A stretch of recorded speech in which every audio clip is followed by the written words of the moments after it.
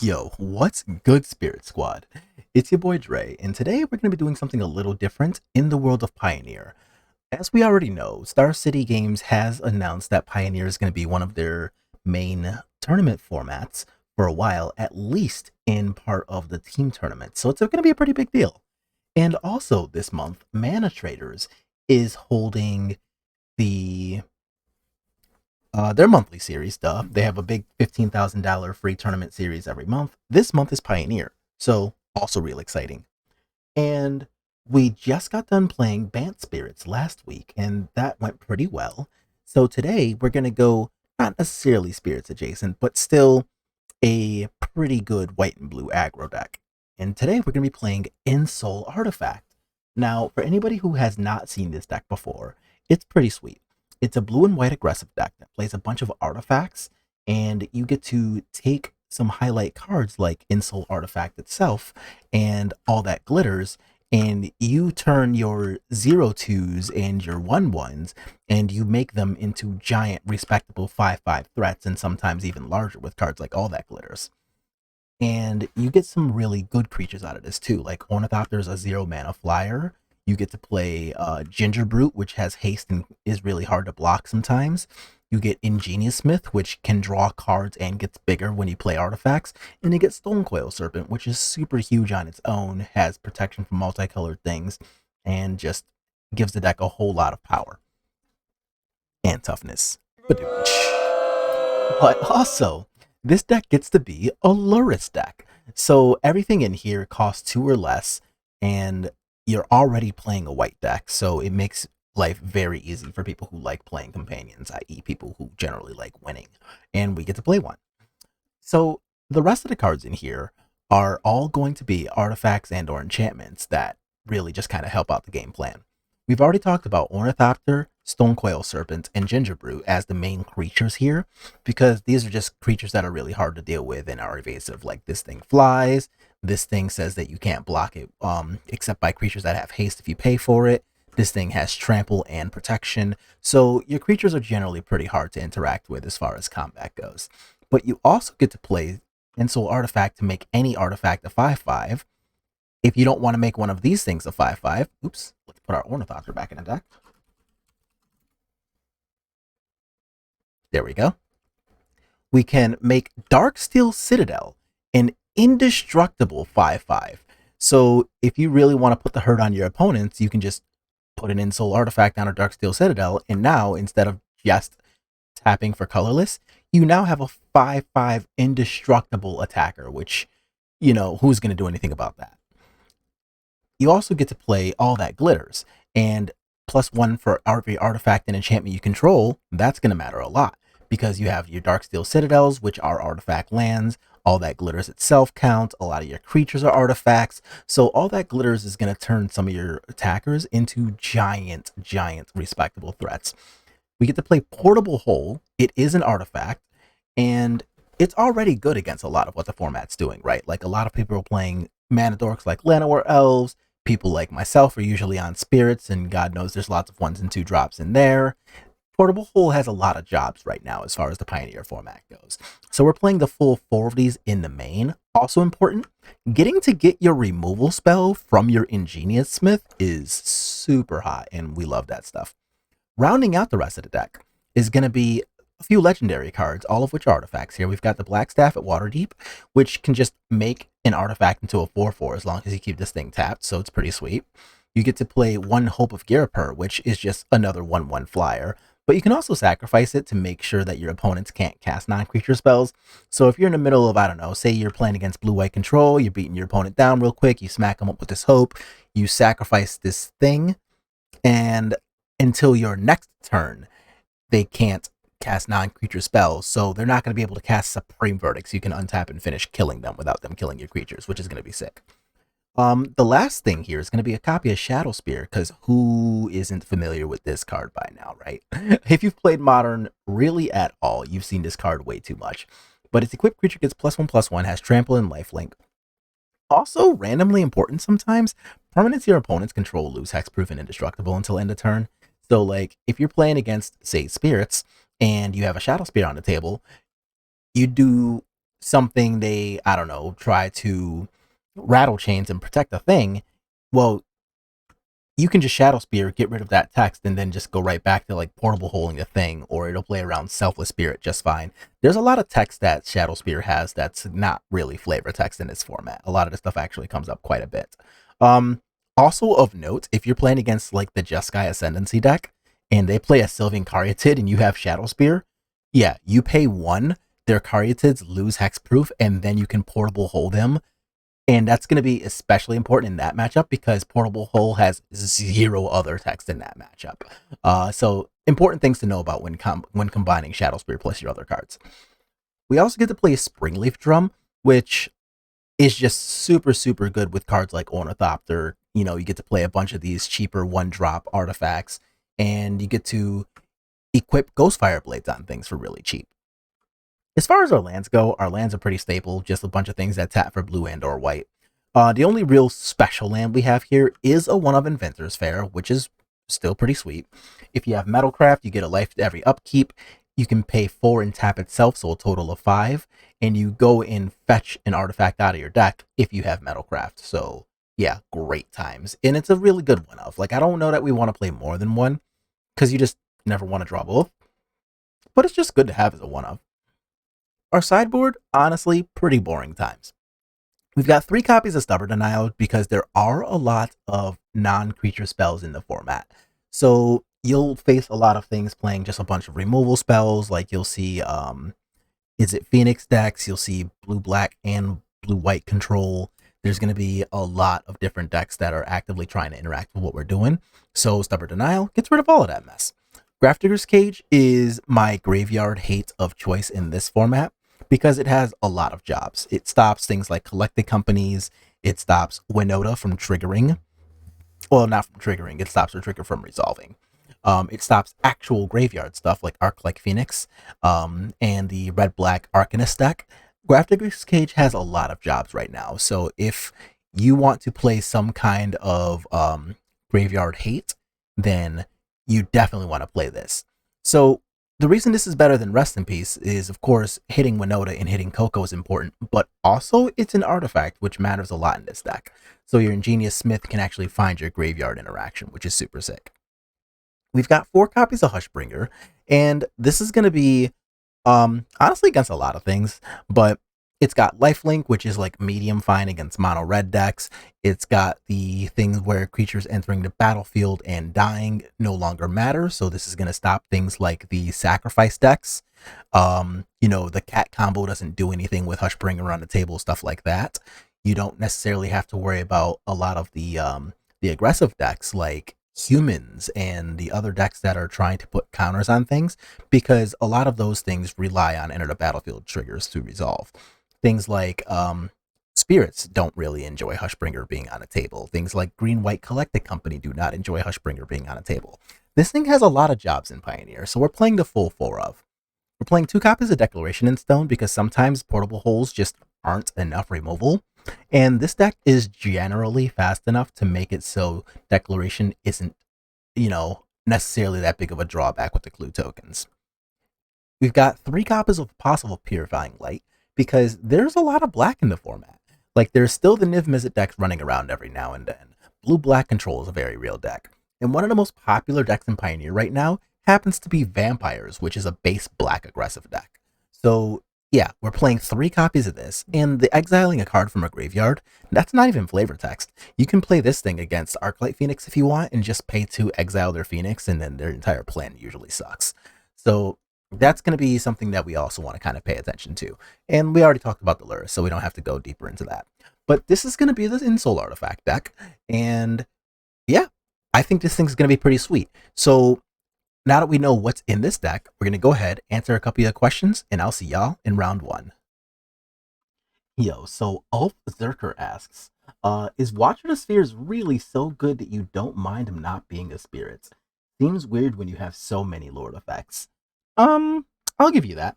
But Watcher is honestly like low-key the best card in the Bant deck, and probably also the best card in the blue-white deck for both Pioneer for both environments. And even though it doesn't necessarily interact with Supreme Phantom, remember Empyrean Eagle pumps all flyers, not just all spirits. So Watcher of the Spheres actually does get pumped by one of your spirits permanently, and it still gets bigger every single time you play a flyer for the turn. So let's go ahead and actually check it out right here. And we'll see that it's, a blue and a white 2/2 flyer, creature spells with flying you cast cost 1 less to cast. So that's already interacting pretty favorably with your Empyrean Eagle, since you can cast it for 2 instead of 3. Same with Spell Queller, but also your Supreme Phantom costing only 1 is pretty big game. And in the Bant deck, where you just want to like pump out as much bodies as possible, Watcher of the Spheres makes that super possible, so that you can play maybe a Mausoleum Wanderer turn 1, a Watcher of the Spheres on turn 2, couple of bodies on turn 3, Coco on turn 4, your opponent's day sucks. Or in the blue-white deck, what you can do is maybe Mausoleum Wanderer on turn 1 or Spectral Sailor turn 2, you play this thing. And on turn 3, you get to untap and you can play, for example, like, Supreme Phantom plus holding up a counterspell like a Lofty Denial. Or in the versions of the Spirits decks that I've been playing lately with Curious Obsession and Geistlight Snare, the Ultra combo with Watcher of the Spheres is like maybe you untap with Watcher, right? And then you get to just go ahead and you put Curious Obsession on something, protect that something with a 1-mana Rattle Chains, and once Curious Obsession has resolved, you still get to play your Geistlight Snare for 1 mana. So untapping with Watcher Spheres is like so overpowered. Like it's ultra OP. You get to just unload on your opponent with so much mana worth of stuff that you would otherwise not really get a chance to. Like untapping with Watcher in that example that I just gave you, where I put on a Curious Obsession onto my 1-drop or something, they try to interact with me, I rattle chains, and I'm still holding up Geistlight Snare. Well, yeah, that used all 3 mana for that turn, but realistically, Geistlight Snare is a 3-mana spell, 2 in a blue. Rattle Chains is a 1 in a blue spell, and Curious Obsession is, just a 1-mana spell on its own. That's 6 total mana that Watcher of the Spheres enabled for just 3 instead. And you got to draw cards along the way and interact with 2 of your opponent's spells. Who's keeping up with that? So Watcher of the Spheres is a potentially really busted card in Spirits, which is why, no, we do not mind that it's not actually a Spirit. We're still just going to jam him in all of the Pioneer decks. Honestly, if it had the creature type Spirit, it would probably be the best one in the Modern deck too. But thanks for asking. Hey, so Jason asks, been playing nearly this exact list for a while now and love it. So this is in reference to the video that we just posted the other day, where we played Bant Pioneer in a preliminary event, went 4-0, and yeah, just had a really good time getting to jam the best deck, the best version of the deck that, we're highlighting all over this channel all the time. We got to play a lot of Pioneer against a few different decks, just kind of stomp everybody out. It was awesome. Watch that video. So looking to play it at the SCGCon 5K. Oh, look at that. The same Star City events that we were just referencing earlier. Interested to hear your thoughts on mixing up the mana base with more of the latest set slow lands. I'm talking about Deserted Beach and Friends. Got it. I find that since we don't have the lines of fetch plus shock in Pioneer, the life loss can be pretty backbreaking against something like mono red / white red or burn, which are absolute powerhouses.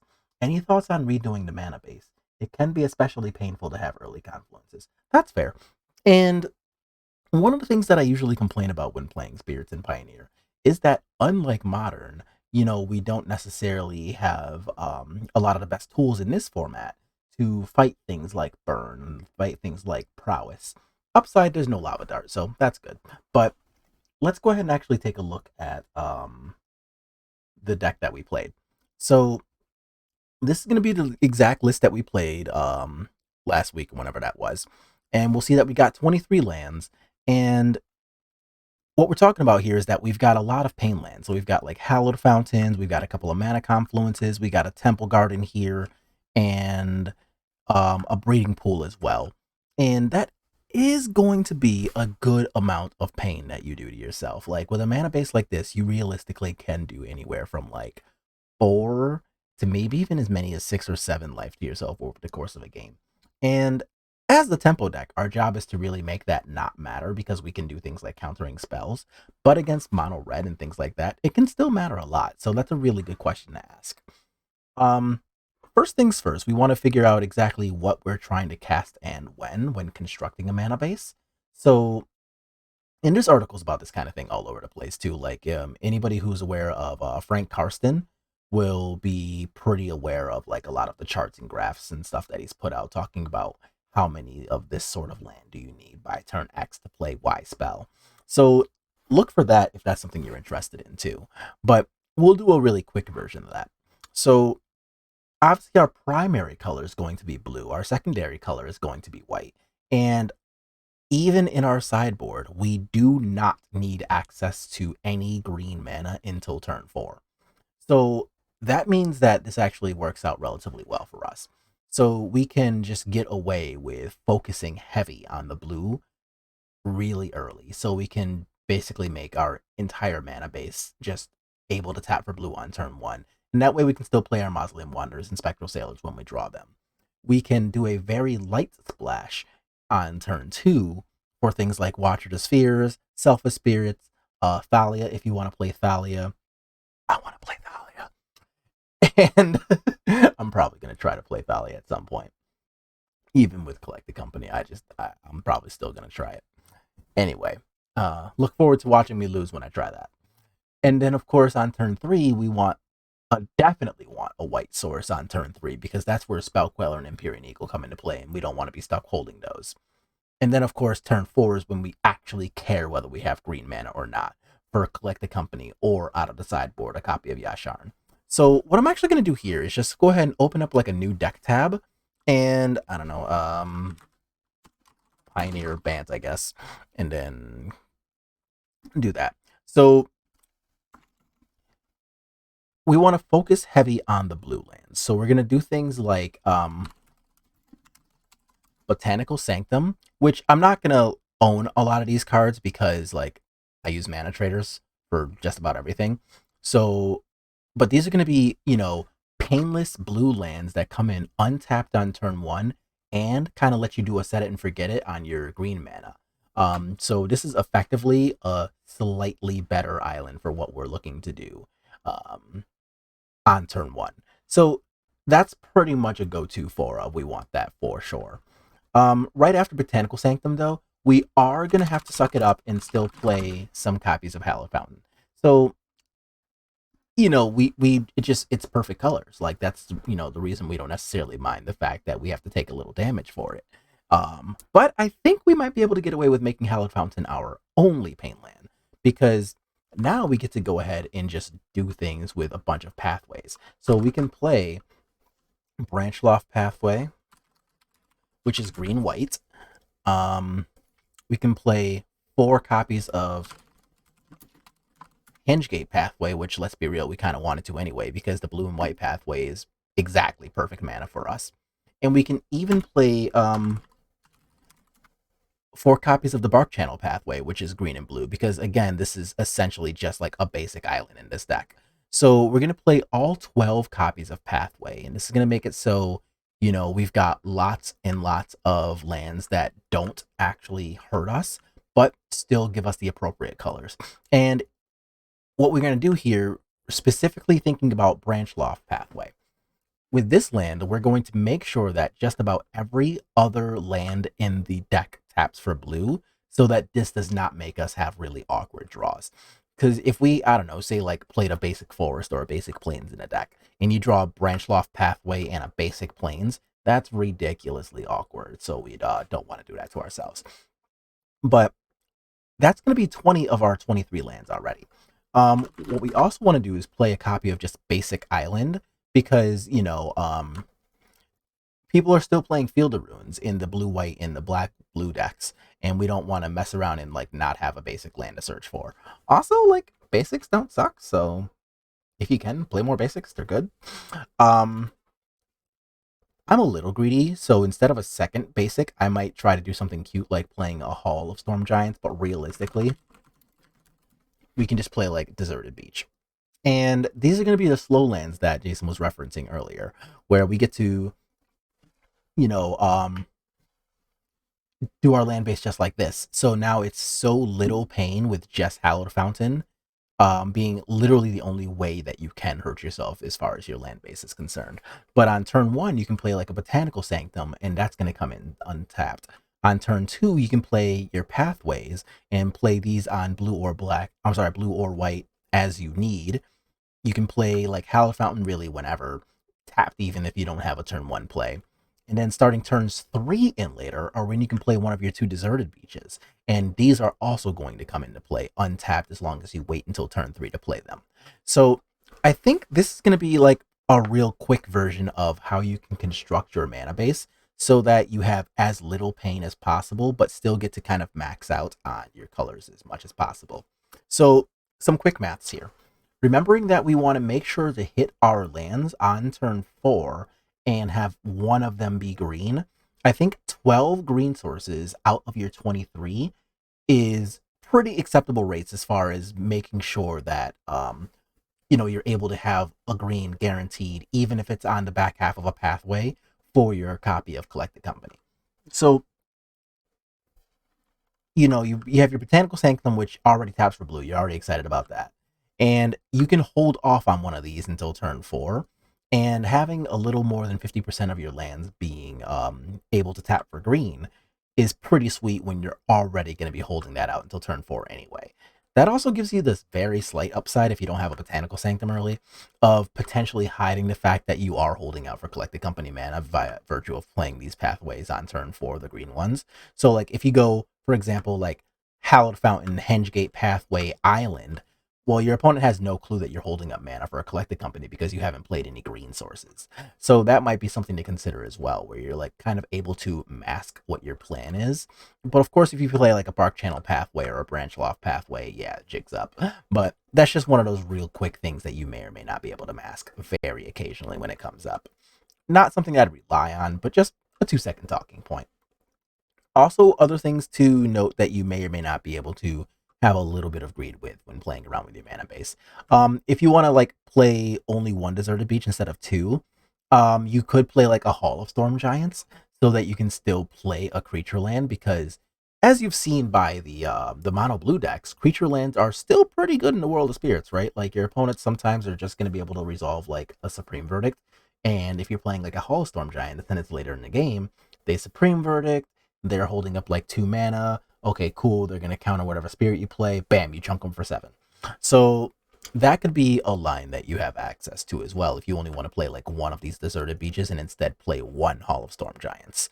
So I can totally see something like that being a thing.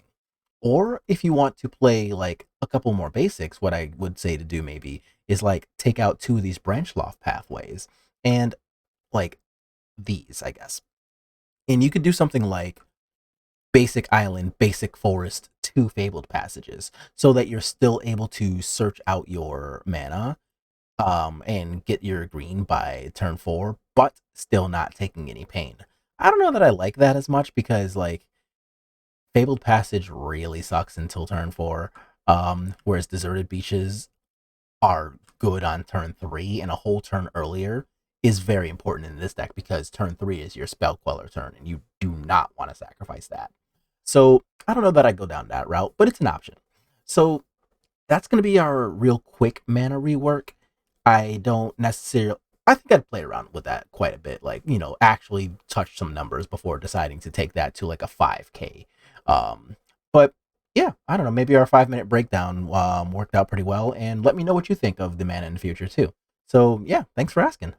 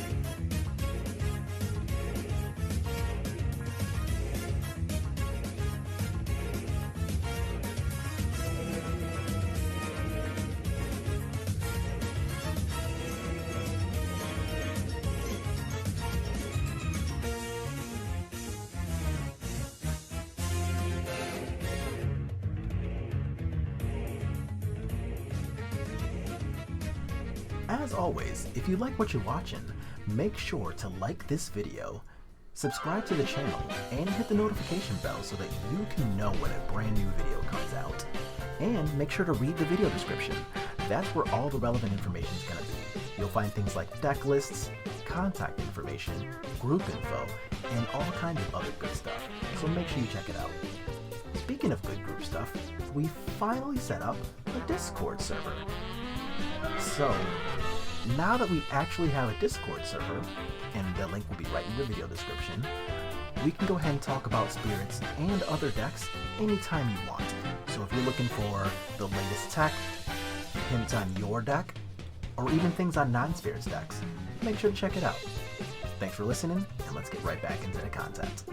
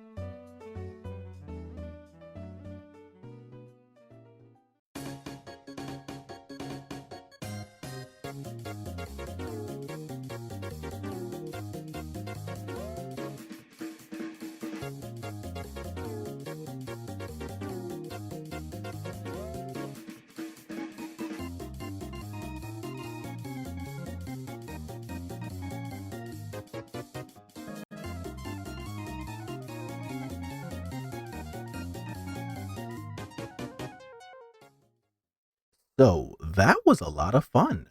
I guess some closing thoughts on this deck. It is clearly not as fun as Spirits is to play, but is anything really? At least not on this channel. Um, we had a pretty good time though. Like there was a lot of turns where we got to just play multiple cards on turn one. Like we got to do the whole Ornithopter, Springleaf Drum, tap those for a mana, play another threat past turn.